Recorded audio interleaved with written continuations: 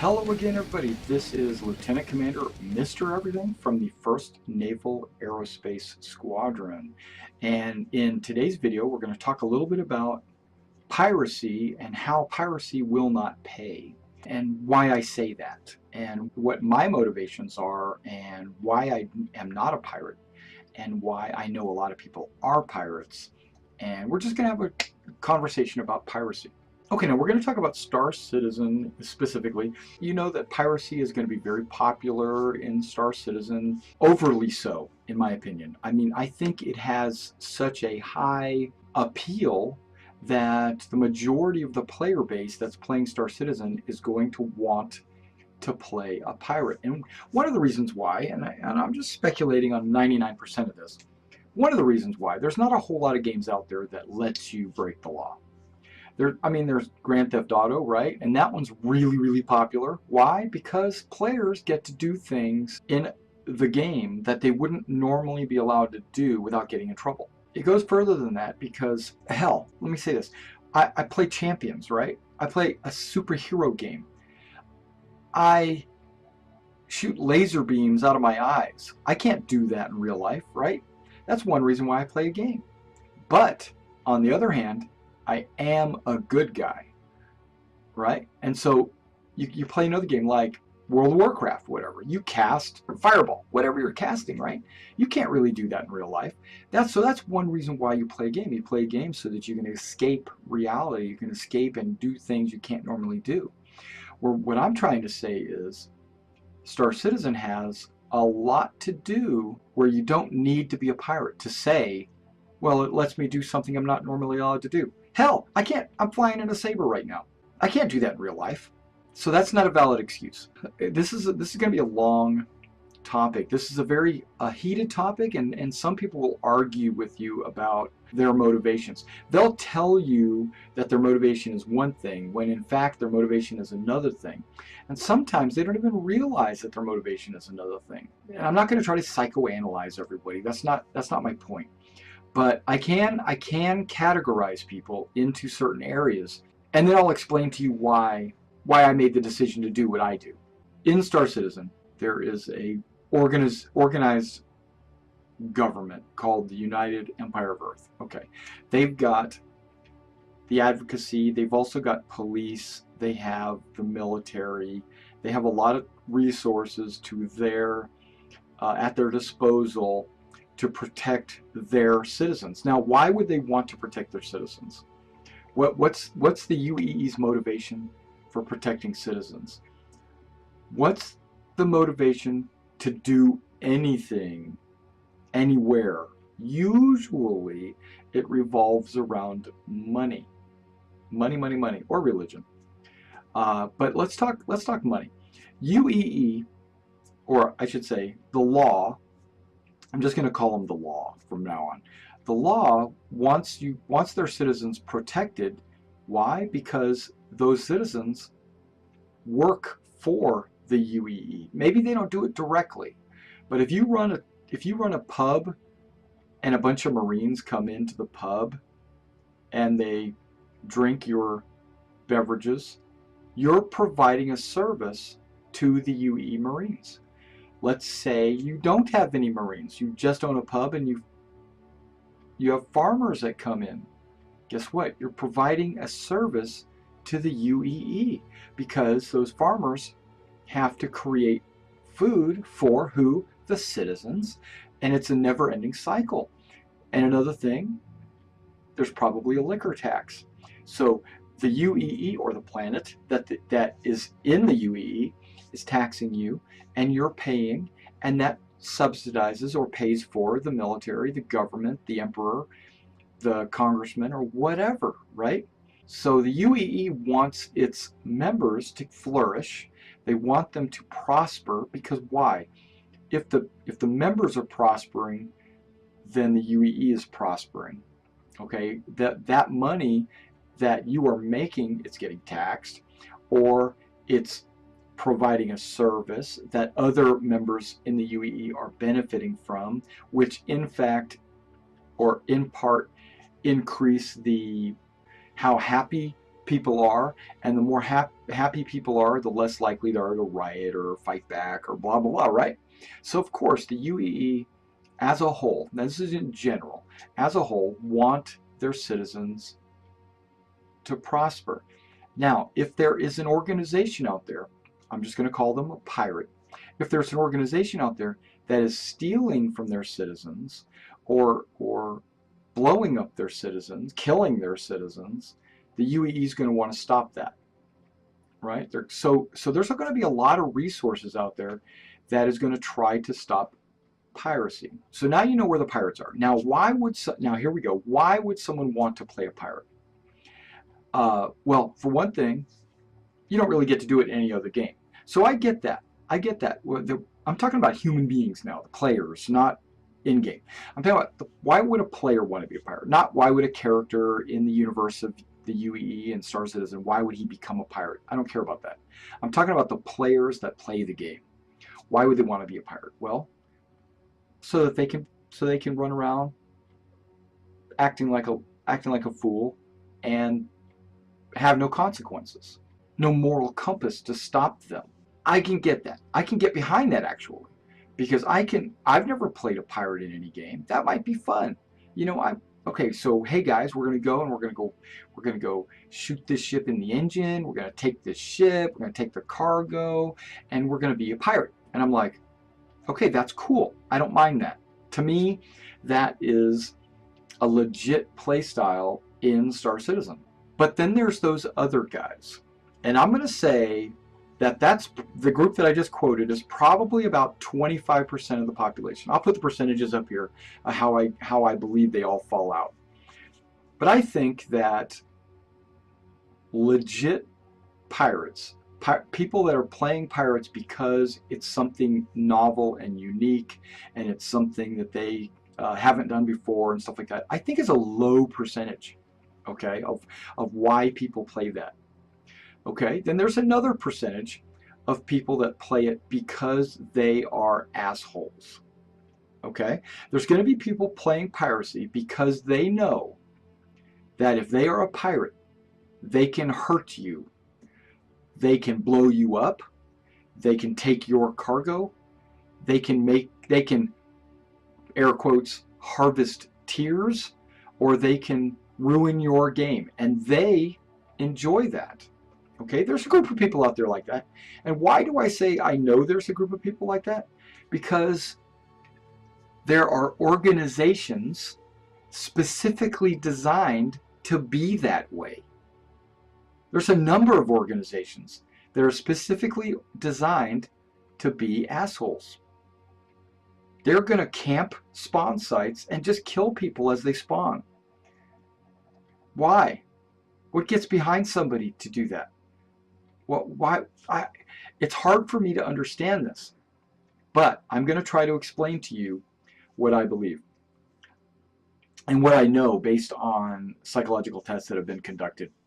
There are certain universities that have conducted psychological tests about restraint, and there is a large percentage of our population on Earth, the human population, that only restrain themselves because it's against the law. There are people, and I don't know what the percentage is, probably 20%. It's pretty high. I think it's incredibly high of this percentage of people that only follow the law because if they don't, they're going to go to jail, and they know it. So they don't go over to their neighbor and blow his brains out because they know if they did, they would go to jail.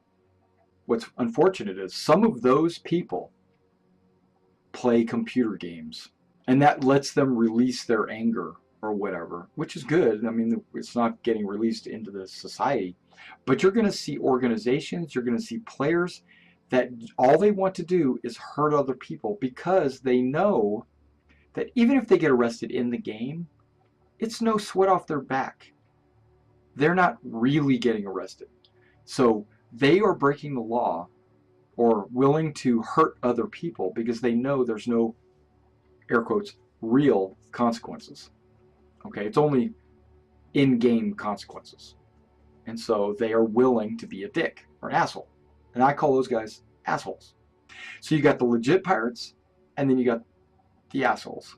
Then there's a third, a symptom of our society is that people will take an easy path to a conclusion. If their conclusion is, hey, I want to have 100 ships. I'm just throwing this out there. Let's just say somebody wants to have 100 ships. The easiest way to get 100 ships is to steal them all, right? Okay, so they'll go out and they'll steal 100 ships because that's what their goal was. That's easy. That's pressing the easy button. Let's say they want to make 1,000,000 credits. And they know that if they steal someone's ship, take their cargo, and they repeat, rinse and repeat, and they do this over and over and over. Even AI cargo. I mean, it doesn't matter. I'm just saying pirates in general. Like, they're going to take others' stuff because it's going to be an easy way to make a buck. That's why they choose piracy, because they're looking for the easy way to do it. Okay, and that's fine. Yeah, I understand that. Now let me flip the script a little bit. There are people out there that like a challenge. They don't want things to be handed to them on a silver platter. When I log in for the very first time at Star Citizen, when it goes live and I log in, if Chris Roberts gives me a Bengal carrier, and I'm able to like own a Bengal carrier for free, yes, I'm going to be super excited about it. I'm going to be like, whoa, I got a Bengal carrier. In the back of my mind, I'm going to say, I don't deserve this. That's me. That's me. Maybe not you. You might think you deserve it. But I'm going to say, I don't deserve this. But now let's say I and like 20 of my buddies, I know that's small, right? Small group. But let's say me and 20 of my buddies, we actually take over a Javelin class destroyer, and we, from a pirate organization obviously, but let's say we take it and we control it afterwards. You know what I'm going to say? I'm going to say, damn guys, we did it. We accomplished something. And I'm going to be more excited about that than if somebody gives me something. And that's why I don't want to be a pirate. Not because it isn't cool and fun and fantastic and put the skull and crossbones on the side of my ship. That's all cool, right? And I get to wear like an eye patch and have a parrot on my shoulder and maybe a peg leg, right? Whatever. No. I want to be whatever that's not. So I want to take the path less traveled. Okay, I could throw 1,000 scenarios at you, and you could probably come up with some on your own of why it is easier to be a pirate than it is to be a law-abiding citizen in a computer game, right? You'd say, it's only a computer game. Why do you even concern yourself with it? Because it's harder. That's why I do it. I don't play games. Okay, hold on. I don't play games to click on the guy to give that gives me money. I don't walk up to him and go click, click, click, click, and as my money bank just fills up. That's not why I play. I mean, what kind of game is that, right? I want to have to challenge myself and overcome obstacles and win. And if I fail, then okay. That's okay. At least I tried, right? But when you're a pirate, you don't have to do any of that. And here's an example of what I'm saying. I'm in space. There's a ship flying by me. I'm a fighter. I'm a saber, let's say. And this ship's, let's say it's an 890 jump, right? It's a ship. It's a luxury liner. It's a yacht. And it's flying by me. I have two choices. Actually, I probably have a billion choices, but the two main choices is attack or not attack. As a law-abiding citizen and someone who wants a challenge, I can't just jump on that 890 jump and blow it away and then take all of its cargo. Loot all, hold all the passengers hostage. I can't do that. I'm law-abiding. My hands are tied. I'm limited.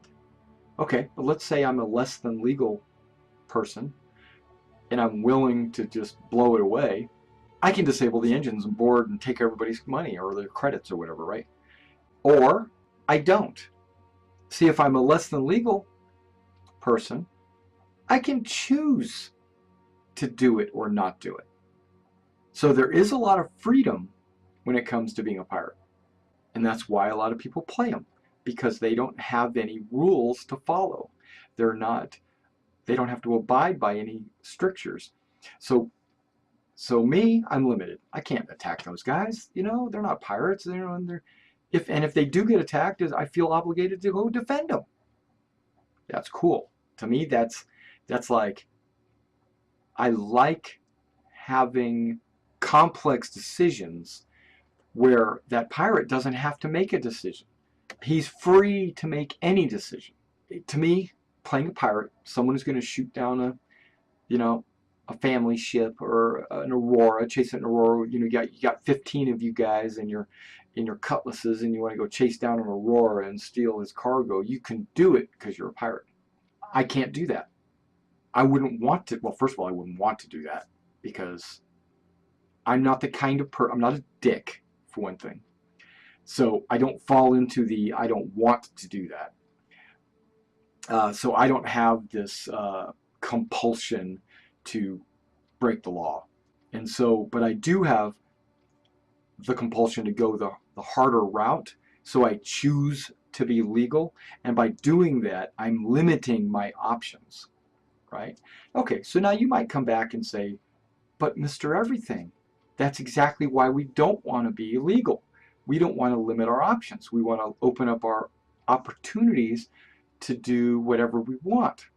That's fine. That's what you're doing, is you're carrying the easy button with you. There's an old saying that says not making a decision is making a decision. So when you don't make a decision, you are making a decision not to make a decision. Do you understand that? Okay. You're carrying the easy button. You you have freedom to act left or right. What fun is that?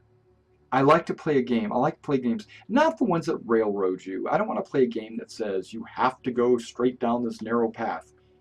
No, I mean, that's a little bit too much. But understand that I'm not going to take the easy way. If I lose, I lose. If my organization gets squashed by these big, huge pirate organizations, then we get squashed. But you know what? At least we didn't take the easy path. We took the hard path. There's a role-playing game out there called Dungeons and Dragons. Ever hear of it? Okay, great. There's an alignment system in that role-playing game. And you can play chaos, you can play lawful, you can play good, you can play evil, you can play neutral. Okay. And that's really however the referee of your game wants to limit you on like which direction the campaign's going to go and all that stuff. Okay, great. But if you ever play a D&D game, right? Or if I ever play a D&D game, and there's somebody in my group that says, hey, my character is going to be chaotic neutral, I immediately think you're a dick. You're the worst type of human being there is. If he wanted to play evil, I would think he was more of a role player than someone that wanted to play chaotic neutral. Okay, the reason why, because he has no limitations. When you take all the limitations away, then why do you even have an alignment? Why do you even bother? You know, if you're good, you got to do good things. So you're limiting yourself. If you're evil, you still have to do evil things. So you're limiting yourself, but in a less way, because I think good is more limited than evil, and that's where I'm going with the pirate thing. But I think pirates are more like chaotic neutral in the fact that they get to choose, they have the ability to choose anything they want to do, whenever they want to do it, all the time. And I think that is fine. It's not what I want to do. I don't want the easy button. If you want the easy button, that's great. Why do you play a game that has any kind of challenge at all in it? Because you were looking for a challenge? Why do you play a space game? Because you want to go exploring and stuff like that. Okay, I get that. You want to check out new things. It's a new game. It looks beautiful. There's all kinds of creatures to fight and stuff like that. Okay, I'm cool with that. Now, with that all put to the side, because everybody likes that, so that doesn't matter. When you say you like to explore, good people like to explore, evil people like to explore, chaotic neutral likes it doesn't matter. So exploration should be taken out of the equation. You want to fight aliens and you want to go into, explore wreckage, or you want a dogfight, or you want to carry cargo, or any of that stuff should be taken out of the equation, because every profession or every character can do everything. The only thing that's differentiating players into left or right side of the fence is the criminality. So you have to decide if you're going to be a criminal that takes the easy route, or are you going to be on the right side of the law where it's a little bit more challenging because you just can't go blowing anybody else away. Or maybe if you get into a dogfight with somebody, you can't blow him up because you'll be considered a criminal, so you got to run. You don't want to run, you want to stay and fight. And in D&D, right, if you ever see me playing a character, you can almost always expect me to play a lawful character. A lawful because he's organized, restricted. I can't just go willy-nilly left and right. I have to, like, even though I want to do this, if that goes against my code, I can't. And that's okay because I self-impose that code on myself. So it's like all my friends want to go this way and I can't. And what that does is it provides role-playing opportunities. It provides moral dilemmas. Like there was a scenario in an old Warhammer game we were playing where there was a little boy. He was possessed by a demon, right? So and there was the only way to get rid of the demon was to kill the boy, right? So, but the boy was innocent and his mother was crying and all that stuff. So we had to, as a party, had to decide, are we going to kill this little child to get rid of the demon, or we're going to keep this child alive? If I was chaotic neutral, I wouldn't have had to make that decision. I would just cut the kid's throat, right? If I was evil, I would have just cut the kid's throat. That's why I say that's the easy button. But because I had a moral code, it was like I had to make a decision, or our party had to make a decision on whether or not they wanted to do that or not. If you take that moral code away from your character, you basically discard it and throw it in the trash, then you're also taking your opportunity to have moral dilemmas and struggles in a role-playing situation completely out of your character. So basically you're losing half of the game. Part of the game is role-playing your struggles. Okay, and then there's this thing they call, and this is something I hear all the time, and Lando talks about it, everybody else talks about it, where the system doesn't create a mission or any kind of gameplay. The players create their own gameplay based on what's going on around them. But it's when the players create their own excitement. They create their own goals or missions. And you can't do that if you are lacking in any kind of role-playing capacity. So let me close this video by saying, by putting this out there. If you want a challenge, if you want to be a part of a group that wants a challenge, that wants to fight for the little guy, to help those that can't help themselves, join the 1st Naval Aerospace Squadron.